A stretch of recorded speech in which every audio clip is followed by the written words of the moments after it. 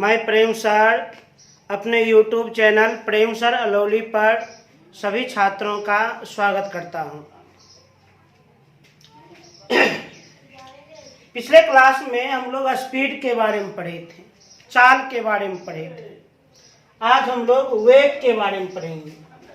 वेग को अंग्रेजी में वेलोसिटी कहते हैं, v से सूचित करते हैं। वेग का परिभाषा क्या होता है?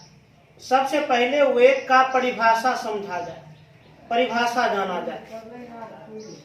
वेग का परिभाषा है इकाई समय में तय किया गया विस्थापन वेग कहलाता है। इकाई समय में तय किया गया विस्थापन वेग कहलाता है। वेग का परिभाषा हम क्या बोल दिए? इकाई समय में तय किया गया विस्थापन वेग कहलाता है। वेग कहलाता है। अथवा इसका एक और परिभाषा होता है, इसका एक और डेफिनेशन होता है, दिशायुक्त चाल को वेग कहते हैं। दिशायुक्त चाल को वेग कहते हैं, वेग कहते हैं। तो वेग का हम दो परिभाषा दे दिए। वेग किसे कहते हैं? वेलोसिटी क्या है? तो इकाई समय में तय किया गया विस्थापन वेग कहलाता है, अथवा दिशायुक्त चाल को वेग कहते हैं। अरे भाई, चाल को ही वेग कहते हैं, परंतु शर्त है, चाल में दिशा होनी चाहिए, डायरेक्शन होनी चाहिए। समान तौर पर चाल दूरी पर निर्भर करती है और दूरी एक अदिश राशि है, दिशा नहीं होती। इसलिए बोलना पड़ रहा है कि दिशायुक्त चाल को वेग कहते हैं। तो सबसे पहले वेग का हम परिभाषा दे दिए। इकाई समय में तय किया गया विस्थापन वेग कहलाता है, अर्थात वेग बराबर विस्थापन बटे समय। वेग बराबर क्या होगा? विस्थापन बटे समय। वेग को v से सूचित किया जाता है, विस्थापन को s या d से सूचित किया जाता है और समय को t से सूचित किया जाता है। वेग सदिश राशि है। वेग कौन सी राशि है? सदिश राशि। क्यों? क्योंकि वेग में परिमाण भी है और दिशा भी है। वेग सदिश राशि है। क्यों? क्योंकि वेग में परिमाण भी है और वेग में दिशा भी है। इसलिए वेग को सदिश राशि कहा जाता है, वेक्टर क्वांटिटी कहा जाता है। वेग का SI मात्रक, तो वेग का SI मात्रक विस्थापन और समय के SI मात्रक पर निर्भर करता है। वेग का SI मात्रक विस्थापन और समय के SI मात्रक पर निर्भर करता है। विस्थापन का SI मात्रक मीटर, समय का SI मात्रक सेकेंड। अब मीटर बटे सेकेंड को हम मीटर प्रति सेकेंड भी लिख सकते हैं, या सेकेंड पर पावर +1 और ऊपर चल जाएगा तो -1, तो मीटर पर सेकेंड भी लिख सकते हैं। तो वेग का SI मात्रक मीटर बटा सेकेंड या मीटर प्रति सेकेंड या मीटर पर सेकेंड होती है। उसके बाद यहां तक तो कभी कभार प्रारंभिक और अंतिम वेग का चर्चा होता है। तो प्रारंभिक वेग को u से सूचित किया जाता है, और जबकि अंतिम वेग को v से सूचित किया जाता है। कुछ स्पेशल पॉइंट भी समझा जाए। कुछ स्पेशल पॉइंट, दिशा बदलने पर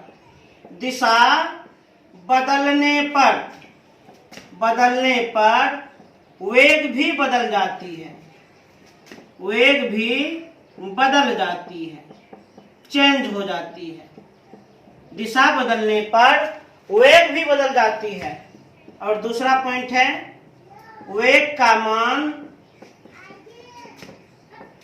धनात्मक, ऋणात्मक या शून्य हो सकती है, या शून्य हो सकती है। वेग का मान धनात्मक, ऋणात्मक या शून्य हो सकती है। तो वेग फिर से समझा जाए, वेग अंग्रेजी में वेलोसिटी कहते हैं, भी से सूचित किया जाता है। वेग का परिभाषा इकाई समय में तय किया गया विस्थापन वेग कहलाता है। इकाई समय में तय किया गया विस्थापन वेग कहलाता है, अथवा दिशायुक्त चाल को वेग कहते हैं। वेग बराबर विस्थापन बटे समय, सिंबॉलिक रूप में v बराबर s बटा टी। वेग सदिश राशि है। क्यों? क्योंकि वेग में दिशा और परिणाम दोनों होती है। वेग का ऐसा मात्रक मीटर बटा सेकेंड या मीटर प्रति सेकेंड या मीटर पर सेकेंड, सबका अर्थ एक ही होता है। प्रारंभिक वेग को u से सूचित किया जाता है, अंतिम वेग को v से सूचित किया जाता है।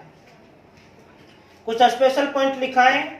दिशा बदलने पर वेग भी बदल जाती है, चेंज हो जाती है। वेग का मान धनात्मक, ऋणात्मक या शून्य हो सकती है। क्यों?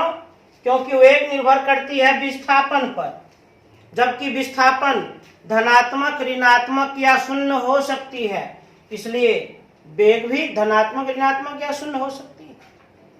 तेजी से नोट किया जाए।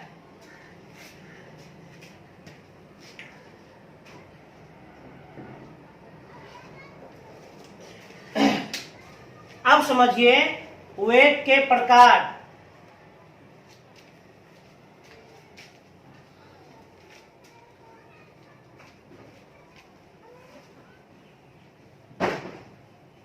वेग के प्रकार।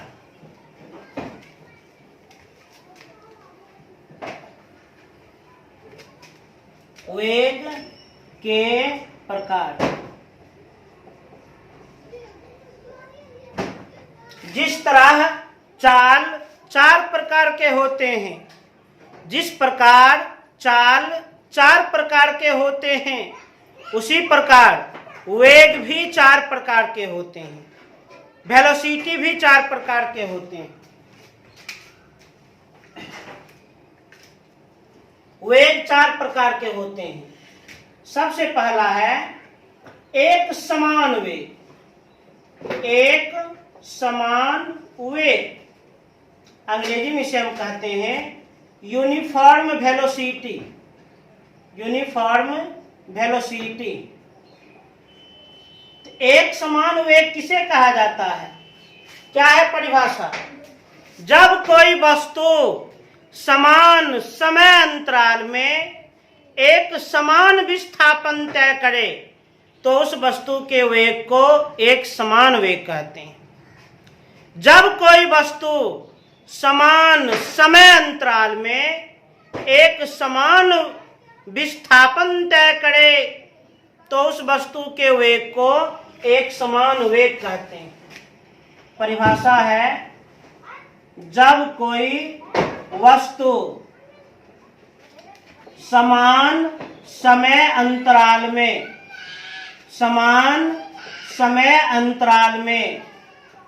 समान विस्थापन तय करे, समान विस्थापन तय करे तो उस वस्तु के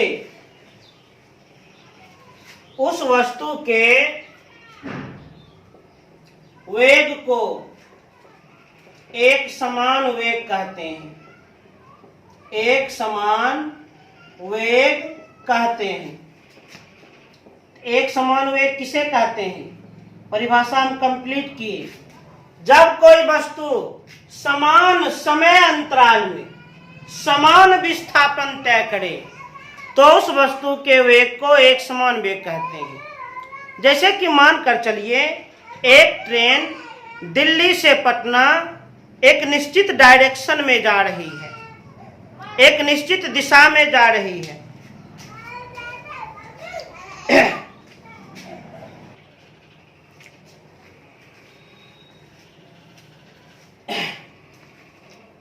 पुनः ध्यानपूर्वक देखा जाए, एक समान वेग, यूनिफॉर्म वेलोसिटी, परिभाषा हम दिए, जब कोई वस्तु समान समय अंतराल में समान विस्थापन तय करे तो उस वस्तु के वेग को एक समान वेग कहते हैं। जैसे कि एग्जांपल दे रहे थे कि कोई ट्रेन दिल्ली से पटना की ओर आ रही है, एक निश्चित डायरेक्शन में आ रही है, निश्चित दिशा में आ रही है, तो मान कर चलिए 1 घंटा और 80 किलोमीटर का विस्थापन तय कर लिया, पुनः 1 घंटा, पुनः 80 किलोमीटर का विस्थापन तय कर लिया, पुनः 1 घंटा, पुनः 80 किलोमीटर का विस्थापन तय कर लिया। और चूंकि निश्चित डायरेक्शन में जा रही है तो अभी हम कहेंगे ट्रेन एक समान वेग से गतिशील है। जैसे मान लीजिए एक एरोप्लेन है जो एक देश से दूसरे देश की ओर जा रही है, एक निश्चित डायरेक्शन में जा रही है, 1 घंटा में 800 किलोमीटर, पुनः अगले 1 घंटा में 800 किलोमीटर, पुनः अगले 1 घंटा में 800 किलोमीटर का विस्थापन तय कर रही है, तो हम कहेंगे ट्रेन एक समान वेग से गतिशील है। अब दूसरा है असमान वेग। असमान वेग, अंग्रेजी में इसको हम कहते हैं non uniform velocity. Non uniform velocity, असमान वेग किसे कहते हैं? जब कोई वस्तु समान समय अंतराल में असमान विस्थापन तय करे, जब कोई वस्तु समान समय अंतराल में असमान विस्थापन तय करे तो उस वस्तु के वेग को असमान वेग कहते हैं। जब कोई वस्तु समान समय अंतराल में असमान विस्थापन तय करे, असमान विस्थापन तय करे तो उस वस्तु के वेग को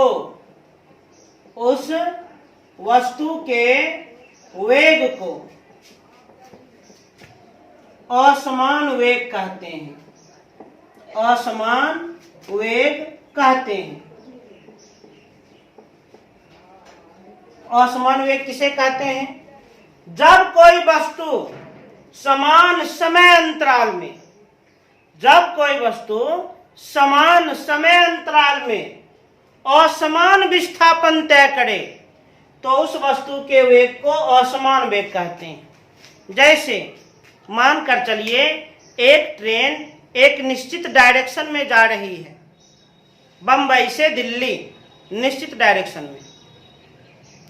पहला 1 घंटा में 80 किलोमीटर, पुनः अगले 1 घंटा में 70 किलोमीटर, पुनः अगले 1 घंटा में 5 किलोमीटर का विस्थापन तय कर रही है, तो हम कहेंगे वह ट्रेन असमान वेग से गतिशील है।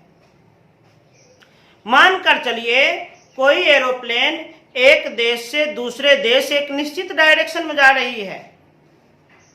पहला घंटा में 1000 किलोमीटर, दूसरे घंटा में 1100 किलोमीटर, तीसरे घंटा में 400 किलोमीटर का विस्थापन तय कर रही है, तो हम कहेंगे वह एरोप्लेन असमान वेग से गतिशील है।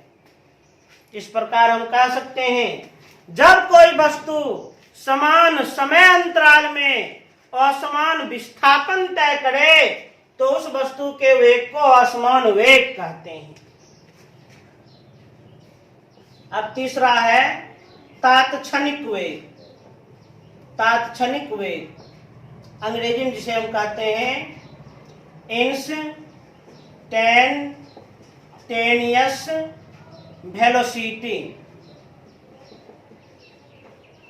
इंस्टैंटेनियस वेलोसिटी, तात्क्षणिक वेग। तात्क्षणिक वेग कुछ क्षण के लिए रहता है, कुछ पल के लिए रहता है। तात्क्षणिक वेग किसे कहते हैं? तो जब कोई वस्तु किसी खास जगह पर, किसी खास समय में किसी खास वेग से जाती हो,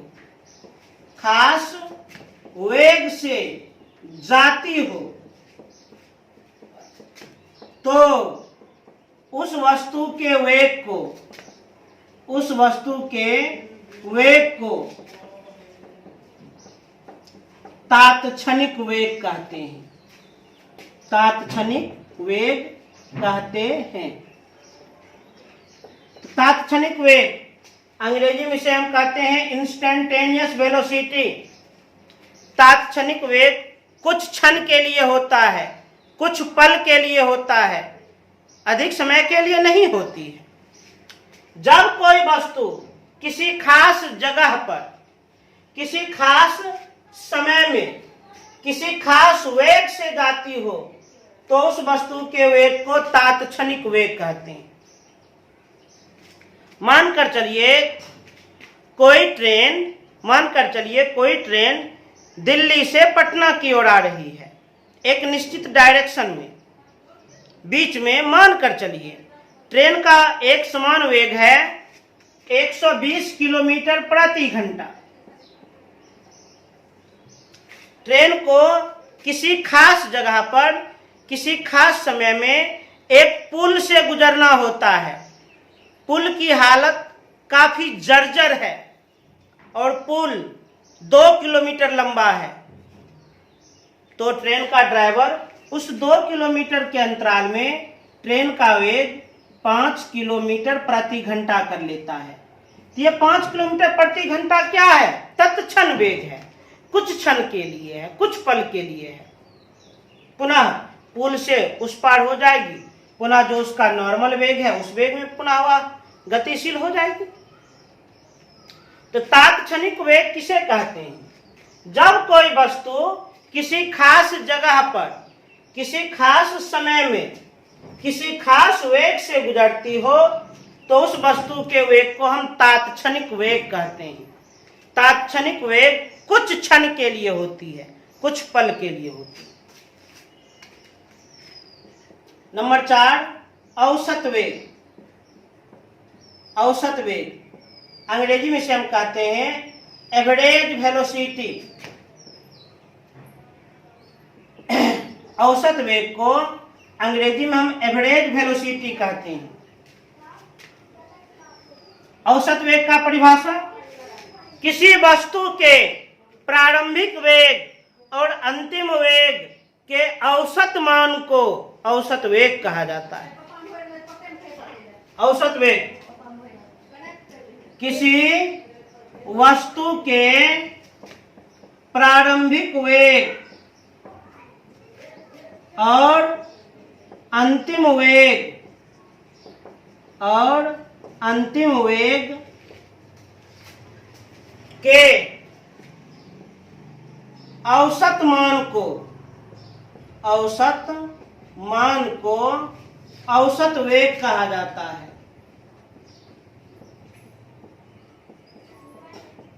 औसत वेग किसे कहते हैं? क्या है औसत वेग? तो किसी वस्तु के प्रारंभिक वेग और अंतिम वेग के औसत मान को औसत वेग कहा जाता है। किसी वस्तु के प्रारंभिक वेग और अंतिम वेग के औसत मान को औसत वेग कहा जाता है। अर्थात औसत वेग बराबर प्रारंभिक वेग प्लस अंतिम वेग बटा 2। किसी वस्तु के प्रारंभिक वेग और अंतिम वेग के औसत मान को उस वस्तु का औसत वेग कहते हैं। औसत वेग को v डैश से सूचित करते हैं।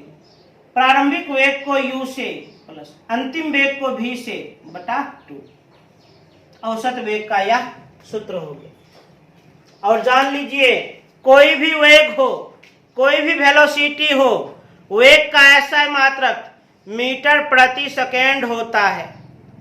वेग का ऐसा मात्रक मीटर प्रति सेकेंड होता है। इसे तेजी से नोट कर लिया जाए।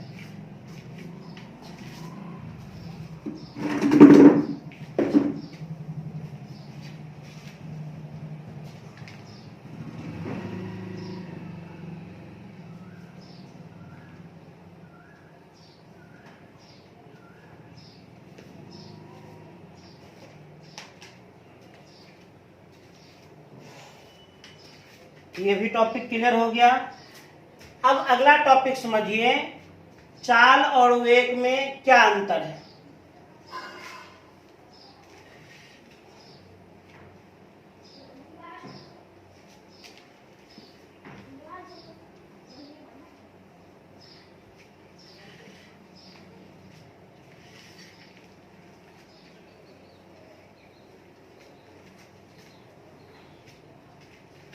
अगला एक प्रश्न, चाल और वेग में क्या अंतर है।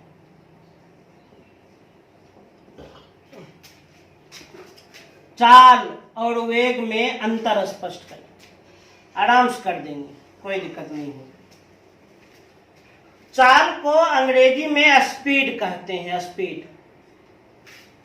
वेग को अंग्रेजी में वेलोसिटी कहते हैं, वेलोसिटी।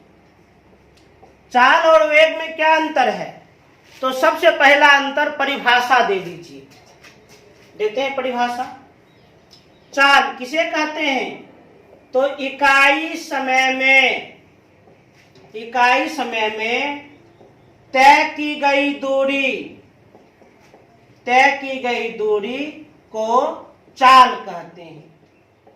चाल कहते हैं। चाल किसे कहते हैं, इकाई समय में तय की गई दूरी को चाल कहते हैं।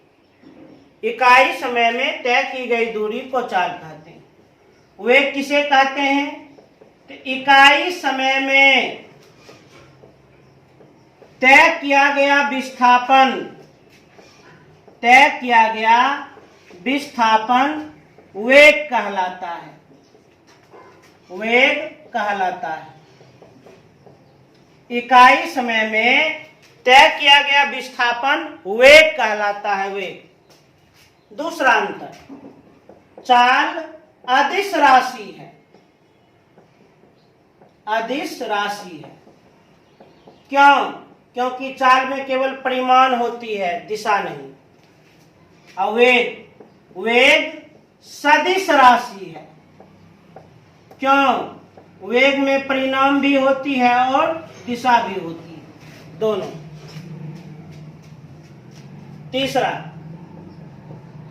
तीसरा है औसत चाल का मान।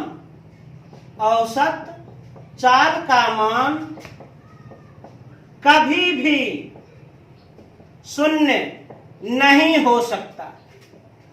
शून्य नहीं हो सकता, क्योंकि चाल दूरी पर निर्भर करता है और दूरी शून्य नहीं होती। वेग, औसत वेग का मान शून्य हो सकती है। शून्य हो सकती है। क्यों, क्योंकि वेग निर्भर करता है विस्थापन पर। विस्थापन शून्य हो सकती है, इसलिए औसत वेग का मान भी शून्य हो सकती है। चौथा, वृत्तीय गति में औसत चाल अचर होती है। अचर होती है मतलब अस्थिर होती है। क्यों, क्योंकि वृत्ताकार पथ पर दिशा बारंबार बदलते रहता है। दिशा, डायरेक्शन बारंबार बदलते रहता है। यही कारण है कि चाल अस्थिर होती है। क्योंकि चाल दूरी पर निर्भर करती है। दूरी अदिश राशि अर्थात दूरी को डायरेक्शन से कोई लेना देना नहीं। अब वृत्तीय गति में वेग चढ़ होती है। चढ़ मतलब बदलते रहती है। क्यों? क्योंकि वृत्तीय गति में दिशा हमेशा बदलता है। तो चूंकि दिशा हमेशा बदलता है तो वेग भी हमेशा बदलेगा, क्योंकि वेग दिशा पर निर्भर करता है। दिशा जितना बार बदलेगा वेग उतना बार बदलेगा। तो चाल और वेग में यही अंतर है। परीक्षा में जब पूछा जाए चाल और वेग में अंतर स्पष्ट करें तो आराम से कर सकते हैं अंतर स्पष्ट, कोई दिक्कत नहीं। इकाई समय में तय की गई दूरी को चाल कहते हैं। इकाई समय में तय किया गया विस्थापन वेग कहलाता है। चाल अदिश राशि है, वेग सदिश राशि है। औसत चाल का मान कभी भी शून्य नहीं हो सकता। औसत वेग का मान शून्य हो सकता है।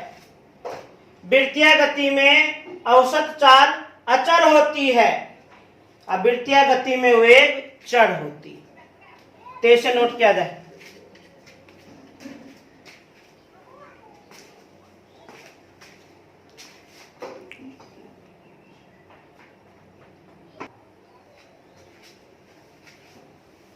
वेग समझा दिए, आप लोगों को वेलोसिटी पूरा समझा दिए। अब देखिए कुछ प्रमुख वस्तुओं की चाल, इसे आप लोग याद कर लें और ठस्त कर लें, पूरा याद कर लीजिएगा। पहला है कछुआ की चाल 0.5 किलोमीटर प्रति घंटा, अर्थात कछुआ 1 घंटा में आधा किलोमीटर दूरी तय करता है। कछुआ 1 घंटा में आधा किलोमीटर दूरी तय करता है। समरूप गति से चलता हुआ मनुष्य की चाल 6 किलोमीटर प्रति घंटा। यदि मनुष्य एक समान चाल से गतिशील हो तो वह 1 घंटा में 6 किलोमीटर जा सकता है। मधुमक्खी की गति 16 किलोमीटर प्रति घंटा। मधुमक्खी 1 घंटा में 16 किलोमीटर जा सकती है। चीता की चाल 96 किलोमीटर प्रति घंटा। चीता 1 घंटा में 96 किलोमीटर जा सकता है। बाज की चाल 152 किलोमीटर प्रति घंटा।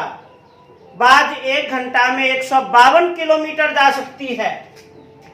वायु की चाल मंद रूप से, जिस समय वह मंद गति से बहती है, 32 किलोमीटर प्रति घंटा, अर्थात 1 घंटा में 32 किलोमीटर वह आगे बढ़ सकती है। वायु की चाल तूफान में, जिसमें काफी तूफान ढहता है, उसमें वायु 1 घंटा में 320 किलोमीटर दूरी तय कर सकती है। और सूर्य के चारों ओर परिक्रमा करने में पृथ्वी के चाल, सूर्य के चारों ओर पृथ्वी परिक्रमा करती है किस चाल से? 1.072 गुना 10⁵ किलोमीटर प्रति घंटा। लगभग 1 घंटा में 1 लाख किलोमीटर पृथ्वी सूर्य के चारों ओर परिक्रमा करती है किस चाल से? तो लगभग 1 घंटा में 1 लाख किलोमीटर की दूरी तय करती है। इसे आप लोग निश्चित रूप से याद कर लेंगे। और आज का होमवर्क है, जो भी कुछ समझा दिए हैं उसको आप लोग एकाग्र मन से, अस्थिर मन से उतार कर याद जरूर कर लें निश्चित रूप से। याद करने के पश्चात 2 बार अवश्य लिखें, 2 बार निश्चित रूप से लिखें। अगले वीडियो में आप लोग को एक्सेलरेशन के बारे में बताएंगे, त्वरण के बारे में बताएंगे।